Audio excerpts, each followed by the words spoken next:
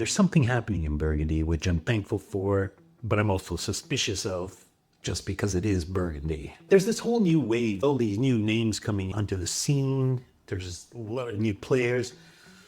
I've done a lot of Skyassen notes here on the channel. I've done some Chanterev. I've done some Petit Noir. Those are three producers that off the top of my head right now I absolutely adore. I think are fantastic. I think they're part of this new wave of Burgundy winemakers that are really setting a standard. It's not just about vin nature or natural wines, although that obviously plays some part in this.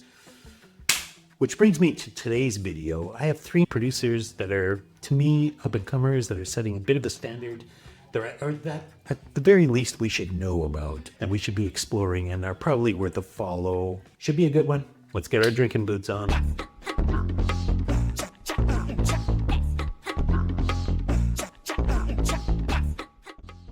What do we got in the glass? Very, very pale color. Maybe a little too cold for this note, but I'm going in anyway because now is when I'm set up. When I had a little chance to think about this wine, what really struck me was the fruit. Because the fruit is very pear, and I really associate pear with some of the more high quality producers. It's lovely. It's a very light wine. It should be. It's made as an aperitif wine, surely, or maximum maybe with some oysters. Love the delicacy of the fruit. There's some crystals in it, which I don't think is a problem. It's very dry. It's a very chalky, drying finish, and maybe a little high on the acid towards the end there. Jeremy Recchione, and I have to say I'm pretty impressed. It says the lieu de récolte is Coteaux. I don't know where that is. There were 2,684 bottles and 6 magnums. Another one where that sort of haunting black licorice echo is off in the distance, but comes and goes a little bit in and out of it. All the high quality whites in Burgundy these days, to me, have this very, very clear licorice root type of fade to them, or even in some cases a presence, like literally there, and not just a kind of a ghost. But most of all, it's that pear fruit. What do we get in the glass? Ugh, look how pale this is. I've had this open overnight now. Of course, the color's not going to change in an overnight. There was a lot of reduction in this when I opened it yesterday, but not an unpleasant one. One that you find often in some of the bigger names in Burgundy. You know, where it becomes, where it's just more gunflake minerality type of feel to it. This has got that spade super mineral. It's also a little bit of the pear fruit. There's a lot of wood still sticking around, but I think it actually complements this wine. It doesn't take over the fruit so much as travel along side by side with it. Maybe there will be a little bit more integration with a year or two, but I wouldn't probably expect these to be long-lived. The fruit's not flamboyant, flashy enough for it. Very delicious though, kind of a mouth-watering popcorn type of lighter wine. Delicious, a little pinch of brown sugar, sweetness, some butter, kissed by the wood for sure. This is the Vincent Paindavoine, Bourgogne Côte d'Or, Les Chassagnes. This also is just north of Domaine. It's got that an exotica to it that's just pretty unique. You don't come across it very often, except in those bigger names, and I think it's got to do with the wood. It can't just be that, obviously. There's a sneaky length to it too for such a cheap wine. It doesn't feel like a natural wine type of approach. It may be, but I doubt it. Depending on what you consider to be part of the natural wine approach, which is a whole other question for a whole other video. Delicious, very good wine, very exciting to try. A little too much money, but still, if you're wanting to try a new producer from Domaine, highly recommended. What do we have in the glass? Look at that color, super, super, super bright purple. This is a baby. This is an infant. Cotton candy-ish. The fruit's not so fruit-like. It's a little bit more of that sweetness and definitely some vitamins and a little bit of wildness to it. Something wild. Yeah. Confirmed on the palate as well. There's a lot of that vitamin. Quite a drying effect all the way through. There's some depth to this, much more than when I first opened it. It was very, very light at first. I was like, oh gosh, almost rosé territory, but it just needs some air. Gets a little air under its wings and starts to soar. It's really good. Vincent Paindavoine, he's only been bottling wines for a little while, so I don't know when he started. He obviously knows what he's doing. This has really got some character of Beaune Romane to it. It does. It has that wildness, that very clear vitamin and the cotton candy, some cinnamon. All points to Beaune Romane for me. Young, ultra young Beaune Romane. It maybe doesn't have the depth, even though it has way more than when it first opened, and I expect it to blossom a little bit more. We don't often see wines that do have a typical character of one and without the heft of it. I think this will age into something really, really nice over the next few years. What's not nice is the price. I had to fight for this because I wanted to try this new producer. We don't see new producers in Bourguignons very often. This got bid up, to a price that I was a little bit uncomfortable with, but it was worth the money, I would say. I am going to pursue this because I like the character. I like the distinctive approach to it. I don't think they're going to be cheap, and that's the unfortunate part. But at least I got to try it early on before the prices probably go through the roof. What do we got in the glass? Look how dark that is, Liam. It's quite dark for where it comes from. Almost black, really. Black cherry, definitely. Gorgeous nose. Been open overnight. I don't think it benefited from that. I think it's gotten a little funky from the overnight, which isn't really up my style. It gets a little bit of asphalt or rubber that kind of builds up on the wine and maybe takes over the fruit just a little tiny bit on the nose. What a gorgeous wine.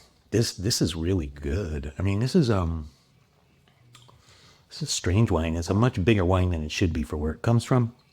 Very, very tannic on the finish, but in a good way. Nice carpet of tannin that's fully integrated, a little bit drying, but at the same time, a very pleasant way to finish this type of wine, which I think the fruit is almost a little, it's not rustic, but it's overly rambunctious, It reminds me of Las Cabortas, the craziness of the fruit, especially for where it comes from. It's got a much blacker, bluer type of fruit to it. There's no strawberry here. We're very much beyond that. Yeah, this is a really good mouthful. Domaine Dandelion, Haute de Beaune. This producer I had no idea of, but I decided in this series to take a splurge on. I'd read about them, been exposed to them somewhere along the journey, and I was a bit intrigued, I have to say, because a lot of people were saying a lot of good things about them. A few things here. One of them is that these labels, the paper is from a 16th century paper mill. They put little flowers and little plants, embed them in the labels, and these are from the terroir. It's a small thing, and it shouldn't matter, but in a way it does to me, because if you're that careful and you're that conscientious of the quality approach you're trying to take, it can translate to the wine. As a marketing trick, it's too expensive and too time-consuming to do. Why would you do it as a gimmick?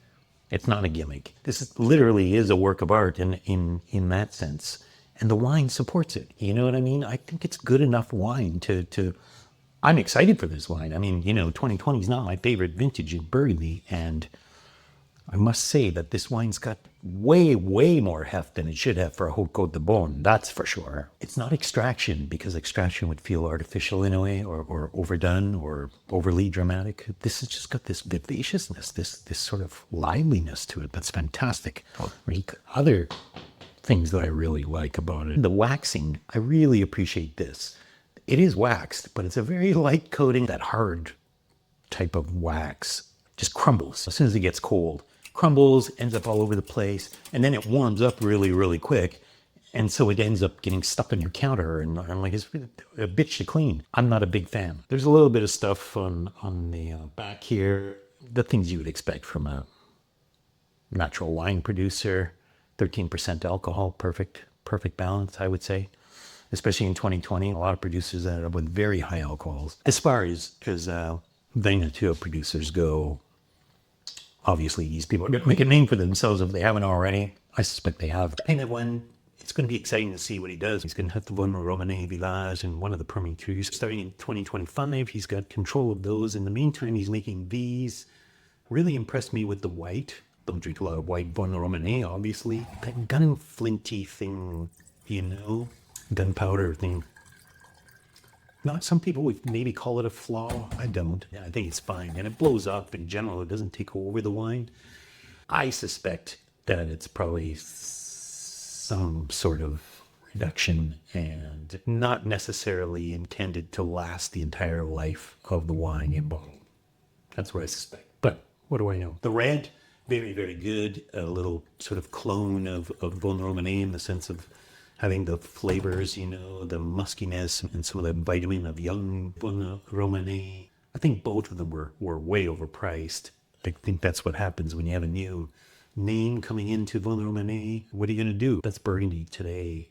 There's probably greater values out there in the world. That's a whole discussion for a different video. Recchione, I said it with the Paindavoine d'Argelès. I'm saying it again. This triggered a little red alert. I think this is a very, very interesting producer. Both of the wines really jumped out at me as really, really well-made, really super well-made wines. I think he's worth pursuing. They're a little pricey, in the 40, 50 range. For typical wines that not so long ago you should have been able to get for a lot cheaper. But they're so clean, they're so pure, they're so attractive. There's so much quality in there that if you ignore this name, you do so at your own peril. I'd be very excited to try red, and I'm going to try and source some, but he doesn't come up very often. Dandelion. I mean, what a great name. I love the story of the grapes. I love the story of the wine. I love the story of the bottling. I love the story of... It's very fresh and young, and it's kind of what I expect from a Veneto producer, that there's more to it, and it's not just we've taken the sulfur out and, this is a clean wine that, that's the way it used to always be positioned with natural wines. It was like, you won't get any, you'll take me, it's such a pure essence of Burgundy or wherever we're making these wines from. What's interesting is it's a very high-low here. It feels to me like it's a standard. I've since ordered some 2022s. I'll be excited to try those to see if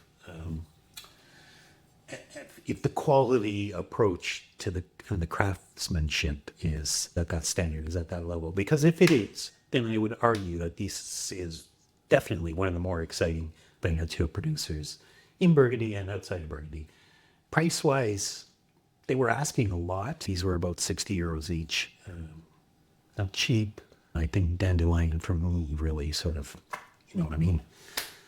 Lit a little bit of a flame again for the wines of Burgundy. And that's at the end of the day what these things should do, shouldn't they? Have you tried any of these wines? What's your opinion on the whole Veneto low intervention movement? I mean, have you bought in?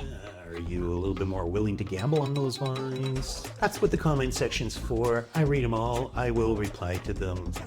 Thanks so much for joining. I'll see you again soon. And until then, you know what I was going to say.